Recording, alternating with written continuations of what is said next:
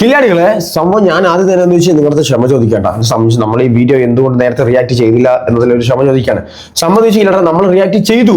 ഈ ബസ്സിലോ സംഭവം കില്ലാടല്ല. ഇപ്പൊ ഒരു പൂ ഞാൻ കില്ലാട ഞാൻ ഈ വ്യക്തിയെ ഈ സ്ത്രീ അദ്ദേഹത്തെ ഞാൻ ചേച്ചിന്ന് വിളിക്കുള്ളൂ.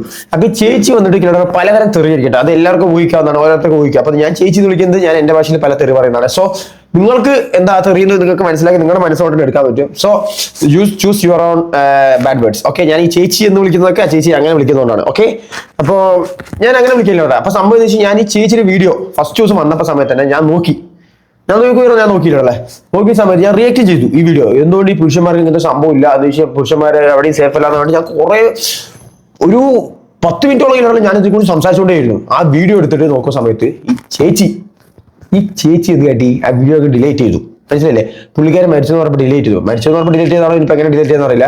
ആ മരിച്ചെന്ന് വാർത്ത അറിയുന്ന മുമ്പേ സാധനം വീഡിയോ ഇല്ല അവിടെ. ഞാൻ നോക്കുമ്പോൾ എഡിറ്റ് അപ്ലോഡ് നോക്കുമ്പോൾ സാധനം വീഡിയോ ഇല്ല. ഞാൻ പെട്ട അവസ്ഥയായ അത് കാരണം വീഡിയോ അപ്ലോഡ് ചെയ്യാതിരുന്നതാണ്. പിന്നെ നോക്കുന്ന സമയത്ത് ഇപ്പോൾ വേറെ ആരൊക്കെ സൈറ്റിലൊക്കെ മറ്റേ ഇൻസ്റ്റാഗ്രാമിലും യൂട്യൂബിലൊക്കെ വീഡിയോസ് അപ്ലോഡ് ചെയ്ത സമയത്ത് അതും ഞാൻ എടുത്താണ്. അപ്പൊ ഈ ചേച്ചി ഒരു വീഡിയോ എടുത്തിട്ടു എന്ന് വെച്ചാൽ ഇപ്പൊ ട്രെൻഡ് പിടിക്കണം. ബസ്സിൽ ഇപ്പൊ നല്ല ട്രെൻഡ് എന്ന് വെച്ച് കഴിഞ്ഞാൽ എന്തെങ്കിലുമൊക്കെ കാണിച്ച് റീച്ച് ആവണില്ലല്ലേ. അതാണ് കുറെ ഫെമിനിസ്റ്റുകൾ മനസ്സിലായി, എന്തെങ്കിലുമൊക്കെ കാണിച്ച് റീച്ച് ആവണം.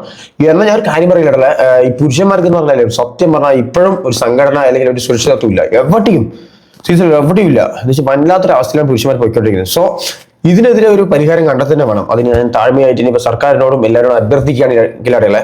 സോ അപ്പൊ ഈ ചേച്ചി ചെയ്തത് എന്താ വെച്ച് കഴിഞ്ഞാൽ ബസ്സിൽ ആദ്യം കയറി യാത്ര ചെയ്യുന്നുണ്ടല്ലോ, ബസ് യാത്ര കയറിയിട്ട് ഒരു വീഡിയോ എടുത്തിട്ടു. എന്നിട്ട് അതിൽ ഡിസ്ക്രിപ്ഷനിൽ ഞാൻ വായിച്ചിട്ടുണ്ടോ, ഞാൻ തറവായി വായിച്ച് ഈ ചേച്ചിയെ ഞാൻ പറയേണ്ടതൊക്കെ പറഞ്ഞു ആ മുമ്പ് ചെയ്ത വീഡിയോയിൽ. പക്ഷെ എന്ന് വെച്ചാൽ ആ വീഡിയോ കിട്ടാത്തതുകൊണ്ട് ഞാൻ അപ്ലോഡ് ചെയ്തില്ല. ഇപ്പൊ എന്ന് വെച്ചാൽ എല്ലാവരും വീഡിയോ ഇട്ടു, എന്നാലും നമ്മുടെ ഓഡിയൻസിന് വേണ്ടി ഞാൻ വീഡിയോ ഇടുന്നില്ല. അപ്പൊ ഈ ചേച്ചി എന്താ വെച്ച് കഴിഞ്ഞാൽ വീഡിയോ ഒക്കെ എടുത്തിട്ടുണ്ട്. ആദ്യം ഇങ്ങനെ എടുത്ത് വീഡിയോ ഇടുന്നുണ്ട് പുള്ളിക്കാരനെ കാണിച്ചിട്ട്. പുള്ളിക്കാരൻ അവിടെ സൈഡിൽ നിൽക്കുന്നുണ്ട്. എന്നിട്ട് രണ്ടാമത് വേറൊരു ആംഗിൾ മനസ്സിലായി ശ്രദ്ധിക്കണില്ല. ഈ ബാഹുബലി അല്ലെങ്കിൽ അവതാരൊക്കെ എടുത്ത പോലെ പല ആംഗിളിലാണ് ഈ ചേച്ചി ഷൂട്ട് ചെയ്തിരിക്കുന്നത്. മനസ്സിലായി? എന്നിട്ട് അങ്ങനെ അപ്ലോഡ് ചെയ്തു. അതങ്ങ് റീച്ചായി. ഡിസ്ക്രിപ്ഷൻ കൊടുത്തു, ഞാൻ ഇങ്ങനെയാണ് ചെയ്തത്, ഞാൻ അങ്ങനെ ചെയ്തത് ഡിസ്ക്രിപ്ഷൻ കൊടുത്തു. ഇതൊക്കെയാണ് അവസ്ഥ. അപ്പൊ ഞാൻ എന്തായാലും ആ വീഡിയോ പ്ലേ ചെയ്യണം. നിങ്ങൾ കണ്ടിട്ടുണ്ടാവും. എന്തായാലും വീഡിയോ പ്ലേ ചെയ്യാൻ ഞാൻ ഒന്നുകൂടി ബാക്ക്. ഓക്കെ,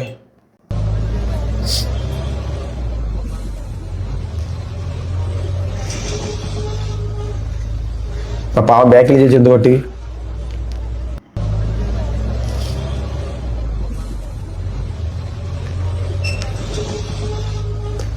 എന്താ നോക്കില്ലടാ ചേച്ചി. മുട്ടിക്കോ എന്നൊന്ന് മാറി നിൽക്കുക, അതും ചെയ്തില്ല. അപ്പൊ അതാണ് സംഭവം ഇല്ലല്ലേ. പുള്ളിക്കാരൻ മരിച്ചു ഇല്ല. ഈ വാർത്ത സോഷ്യൽ മീഡിയയിലൂടെ പ്രചരിപ്പിച്ച ശേഷം പുള്ളിക്കാരൻ ആത്മഹത്യ ചെയ്തിരിക്കുകയാണ്. എന്തിനു പോയി ഞാൻ പറയുന്നില്ല, ഇപ്പോഴും പറയാം, ആണുങ്ങൾക്ക് ഒരു സുരക്ഷിതത്വം ഇല്ലല്ലോ. ഇതിപ്പോ ഒരു പെണ്ണാണ് നീക്കിയില്ലല്ലോ. അപ്പൊ ഒരു പെണ്ണ് ഇപ്പൊ ഇതുപോലെ ആത്മഹത്യ ചെയ്താലേക്ക് എവിടത്തേക്ക് കുറെ ഫെമിനിസ്റ്റുകളും മറ്റവരൊക്കെ വരും. വന്ന് കിലുള്ള ആണുങ്ങൾ അത് പറയും ഇത് പറയും, കത്തിക്കും, ഡിബേറ്റ് നടത്തും, മറ്റവരോട് എല്ലാവരും നടത്തും. എനിക്ക് ചെറിയ പയ്യുണ്ട്, അതുകൊണ്ട് ഞാൻ ഇടയ്ക്ക് കയ്യൊക്കെ വെച്ച് നമുക്ക് ചൂടുണ്ട്.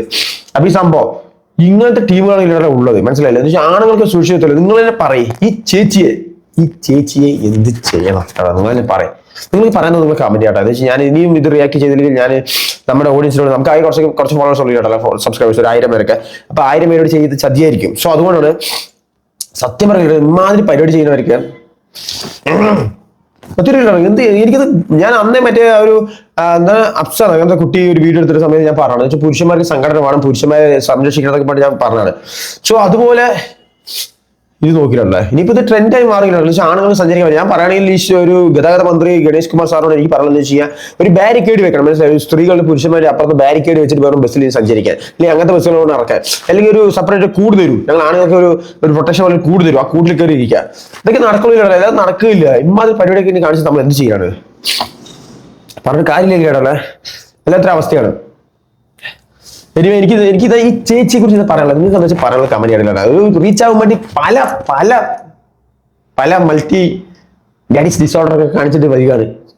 റീച്ച് ആവാൻ വേണ്ടി എന്തെങ്കിലുമൊക്കെ ചെയ്തിട്ട് പാവം ആളുടെ ജീവൻ വരികയല്ലോ. ഒന്ന് ആലോചിച്ച് നോക്ക്. എന്നെ കാണിച്ചില്ല, നമ്മളങ്ങനെ പഠിക്കുന്നില്ല, നമ്മൾ ബസ്സിലേ പോകില്ലല്ലോ. പിന്നെ നമ്മൾ വണ്ടി തന്നെ പൊക്കോളൂ. പക്ഷെ നമ്മളെ പാവങ്ങൾക്ക് ദ്രോഹിക്കരുത്. എനിക്ക് താഴ്മയായി പെമ്പിളോട് അപേക്ഷിക്കാം. നിങ്ങൾ റീച്ച് ആവാൻ വേണ്ടി പലം ചെയ്തോ. തുണിയിലതൊക്കെ നടന്നു കഴിഞ്ഞാൽ നിങ്ങൾക്ക് റീച്ച് 1 മില്യൺ ലൈക്ക് കിട്ടും. ഇതൊക്കെ ചെയ്ത് റീച്ച് ആവരുത് കേട്ടല്ലോ. എനിക്ക് അതേ പറഞ്ഞല്ലോ. നിങ്ങൾക്ക് പറയാനുള്ളത് കമന്റ് ചെയ്യട്ടെ ഈ ചേച്ചിയെ കുറിച്ച്.